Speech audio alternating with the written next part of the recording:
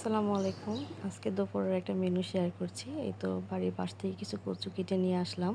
একদম তাজা। কেটে বেছে এবার হচ্ছে আমরা এটাকে ধুয়ে নিব। ধুয়ে একটা কড়াইতে দিয়ে অফ ক্যামেরাতে একটু লবণ দিয়ে বসিয়ে দিয়েছি। আর আব্বা কিছু বেগুন নিয়ে আসছিল, পাশে লাগিয়েছেন।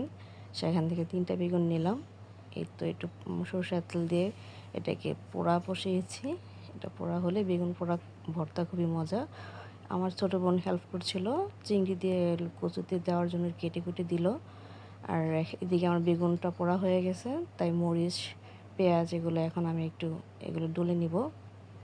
আর বেশি করে পেঁয়াজ দিলে হচ্ছে আপনার টেস্টটা খুব ভালো আসে। এর পাশেই দেখতে পাচ্ছেন হচ্ছে আপনার বিলাতি ধনেপাতা বলি আমরা এটাকে, আপনারা কি বলেন জানি না। এটা দিলে ভর্তাতে ভালো গ্রান আসে এবং গ্রানই মনে হচ্ছে যে অর্ধেক পেট ভরে যায়।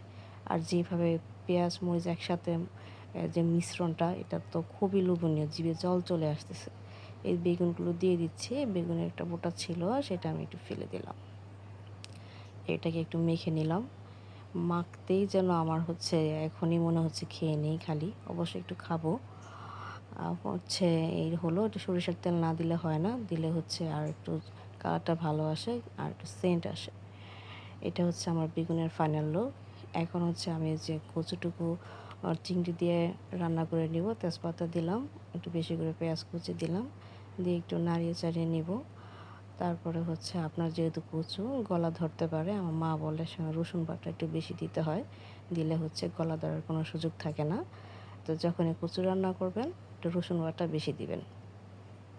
এই হচ্ছে আমার কার্যক্রম চলমান রয়েছে। আর এই যে হলুদ মরিচ একে একে দিয়ে দিলাম। দেওয়ার পরে হচ্ছে আপনার আমি যে কাটা চিংড়িগুলো দিয়ে দিচ্ছি। চিংড়ি দিয়ে ফ্লেভারটা খুব ভালো আসে। এই তো কচু বাটা দিলাম, একটু নাড়াচাড়া করব। আর আমি অফ ক্যামেরায় কিছু আম পাতা দিয়েছি, এবার দিলাম হচ্ছে লেবু পাতা। মা বলে আম পাতা দিলে নাকি গলা ধরে না। এটা আমি ছোটোবেলা থেকে খেয়ে আসছি, আসলে কতটুকু জানি না। একটু আর কচু বা শুকনো যে কোনো তরকারিতে জিরা গুঁড়ো দিলে খুবই ভালো সেন্ট আসে। আর হচ্ছে এইভাবে আমি ফাইনালি দিলাম এবং শেষ পর্যন্ত আমার বোনকে আমি এটা টেস্ট করার জন্য দিব। সে টেস্ট করছিল এবং খেয়ে বলল যে অসাধারণ হয়েছে। সে অনেক দিন পরে নাকি পেট ভরে ভাত খেয়েছে। ধন্যবাদ সবাইকে।